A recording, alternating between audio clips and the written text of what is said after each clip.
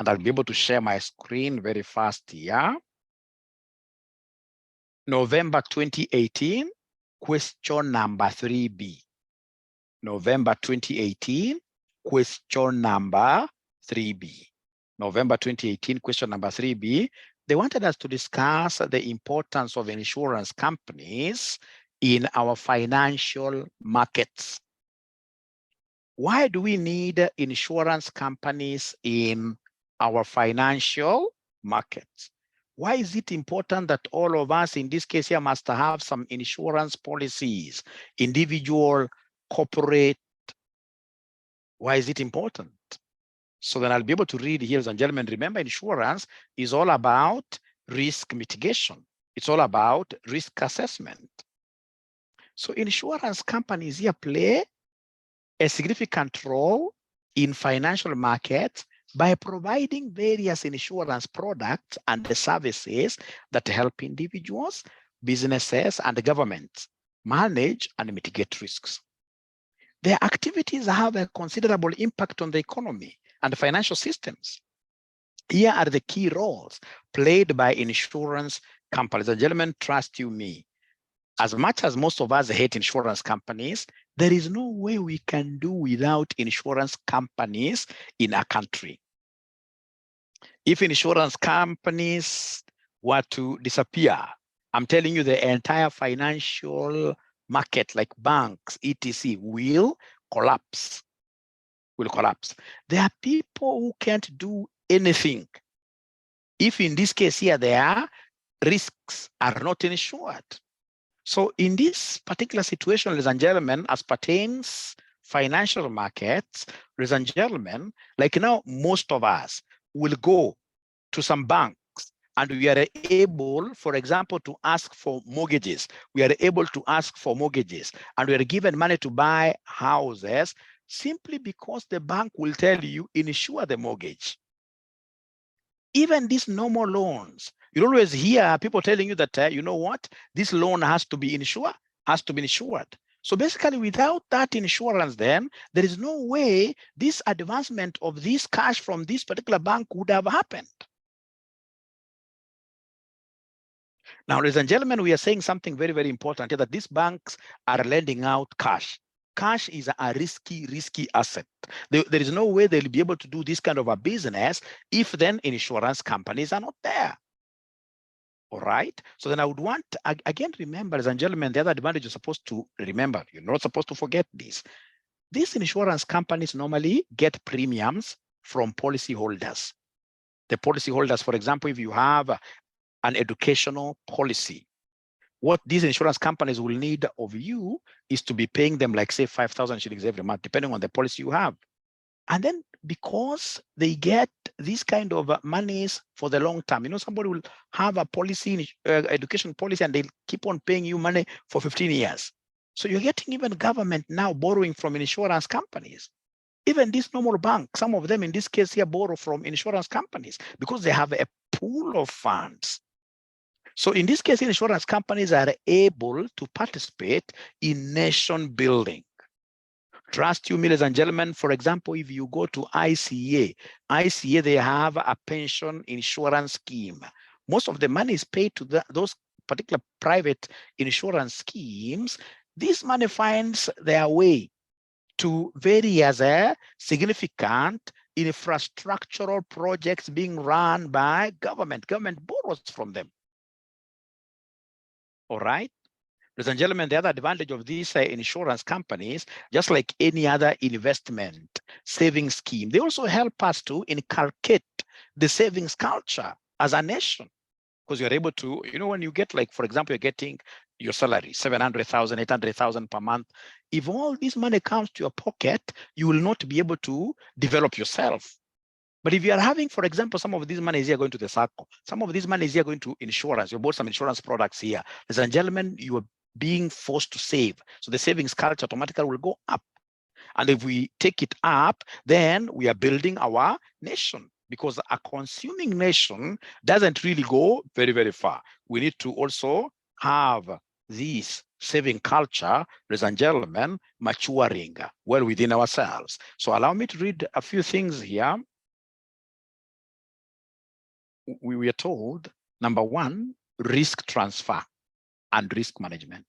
Insurance companies act as intermediaries that transfer risk from who? From policyholders, individuals or businesses to themselves. Policyholders pay premiums in exchange for coverage against potential losses or damages due to specified events such as accidents, illnesses, property damage, or liability claims. By assuming the financial risk, insurance companies enable individuals and businesses to protect themselves against unforeseen events, promoting stability and security in the economy. Ladies and gentlemen, trust you me. There is some comfort that we normally get whenever we have insurance policies. I remember some time back, I was in a bad business. This bad business was what year? Matatu. I used to have some matatus. Very useless business, especially if you don't have time to manage it. Bad business. Now, fortunately, I believed, even up to date, I really believe in insurance policies. So I remember those days, those guys could call me, Mwalimu, you know what? We've knocked against this. I was not afraid. Ladies and gentlemen, there is nothing as good as having what year an insurance policy, especially for these things that are moving on the road every day. I mean, you'll be mentally stable, all right? You'll not be fearing. Even if you hear that has done something crazy outside there, utasikia mtu amekwambia, mimi niko na insurance. So it gives you some comfort, which can enable you even to invest more and more. That reminds me of a friend of mine. This friend of mine runs some border business. The border, it will be very hard for you to have a border guy being arrested. So this guy has just been running this business of his for long without insurance policies. So one day this thing hit a human being on the road. And because he never had any insurance policy, then it had to be him paying the family of this guy because that guy died. You can imagine he had to sell a few assets here and there to be able to pay up the damages. And remember, those damages can be unquantifiable. So if you want stability in the economy, if you want stability in the financial services sector, including banks there, then please ensure that we have insurance companies that are able to take up your risk on the behalf of who? On the behalf of investors, so that they can tell them, hey, this risk of unforeseen circumstances, we have already taken that risk. You go and concentrate thinking about your business. So the first thing, advantage of having insurance companies is this concept of risk transfer and risk management. Once we have that risk being transferred, then business will happen in this great country. Number two, capital accumulation and investment. I have already discussed this, that insurance companies collect premiums from policyholders, which constitute their pool of funds known as the float. This float represents a substantial amount of investable capital that insurance companies can use to generate investment income. Insurance companies invest these funds in various financial instruments such as stocks, bonds, real estate, and other assets, aiming to earn returns on their investment. This investment activity contributes to the liquidity and the efficiency of financial markets. Because remember, these insurance companies also, they bank with their, like Equity Bank, they put their money in banks. So when they're making profits out of whatever business they do, ladies and gentlemen, automatically their earnings returns there. They're saving this money in banks. So in this case, your financial markets are boosted. Number three, provides capital for long-term investment. For long-term investments here. For long-term investments. Insurance companies typically have a long-term investment horizon due to the nature of their liabilities. While they must be prepared to pay out claims when required, insurance claims do not occur immediately after the policy is issued, rarely. This allows insurance companies to invest in long-term assets, which can provide stable returns and potentially support long-term infrastructure and development projects. Ladies and gentlemen, the moment we have this development project supported from whichever quarter, automatically our financial services markets will be done, will be boosted. The moment you have the famous express highway, that express highway is benefiting banks, for example, in town, because now we have got many investors who will be able to move from one corner to another corner. So we are saying something very important here, that these insurance companies, ladies and gentlemen, are able to support our financial services sector or markets, because whatever we contribute to this insurance company, given that we shall not be going to that for that money like tomorrow, most of these insurance companies are engaged in financing long-term projects in this country. So by doing that, they indirectly support, in this case here, banks and basically the financial market in general. Because I mean, if you hear of even some of these guys when they come from Rwanda, from Ghana, they will tell you that they love Kenyan banks. They love, in this case here, Kenyan businesses, because Kenya by itself is like London, because of our infrastructure. Ladies and gentlemen, number 4, if you allow me, market stabilization. Yes, they stabilize markets, especially when like you have one of these big institutions collapsing. Insurance companies come to indemnify, to pay the guys who have lost. So through that, the market will be stable. Market stabilization. Insurance companies play a role in stabilizing financial markets by providing coverage against large-scale losses that could otherwise disrupt the economy. For example, in the case of natural disaster or catastrophic events, insurance coverage can help businesses and the communities recover more quickly, minimizing the overall economic impact. We have the very last one, which is underwriting initial public offerings. Ladies and gentlemen, remember, like the time when we had Safaricom doing its IPO, initial public offering, IPO. When companies take their shares to the market, for example, if they take like 1 million shares to the market, normally those shares can only fly one way. All those shares must be bought. Assuming you've taken 1 million shares to the market and then 800,000 shares only are bought, these 200,000 will fall straight away on the hands of the underwriter. Like for Safaricom, the underwriter was Dare and Blair, an investment banker. But again, these investment bankers will not want to take that kind of a risk fully. What they will do, they will transfer the risk to some big insurance company. So basically, it is this insurance company that is taking up the risk.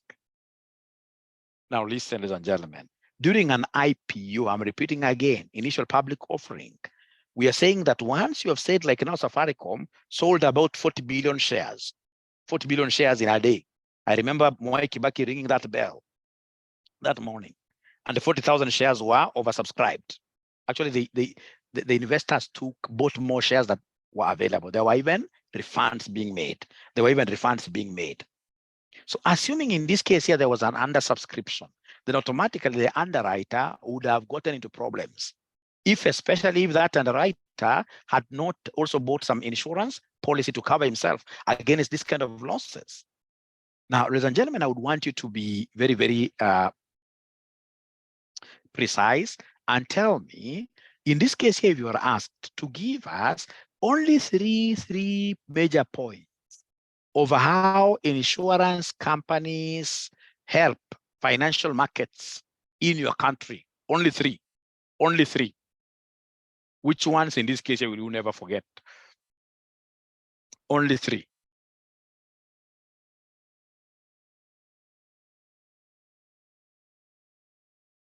How do insurance companies help financial markets? Thank you very much. Risk transfer and of course, risk management. Thank you very much, Dennis. That's number 1. Number 2, risk mitigations, that falls under that. Yes, that they promote long-term investments because the pulled up funds are borrowed. Market stabilization, I love that. Remember, like now we had this bank in London, which in this case here collapsed. If it were not for an insurance company that came and said, hey, we are indemnifying you guys up to this level, that market, I mean, if a bank collapses in this case here and there is no insurance, then automatically, ladies and gentlemen, we'll get ourselves into what year? Into issues. Capital accumulation. I love capital accumulation because you're accumulating capital. At the end of the day, we shall be able to do business. And then at the end of the day, when you do business, banks are gaining. Thank you so much. You guys are brilliant. The only thing that you guys never did for me, I don't know why, is you guys never called your friends to attend this meeting. You know, like when I have a class at the advanced level, when I call for a free of charge class at the advanced level, I get 200 students plus. But these lower levels, like now I'm teaching 34 students. I mean, I don't have that psych really, because I'm a mass kind of a person. So next time, do you promise me that next time when I call for a free class, you guys will be able to, you guys shall be able to call. You guys shall be able to call more people. Make that promise, and please don't be promise breakers.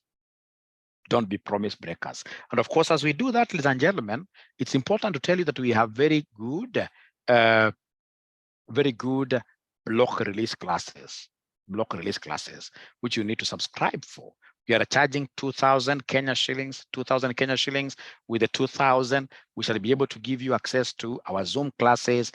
We shall be able to give you access to our videos. We shall be able to give you access to our great notes. We shall overcome, yes. We shall overcome, yes. So if you're interested with our block release, kindly give us a call. Our number is 0793 555 000. 0793 555 000. Great.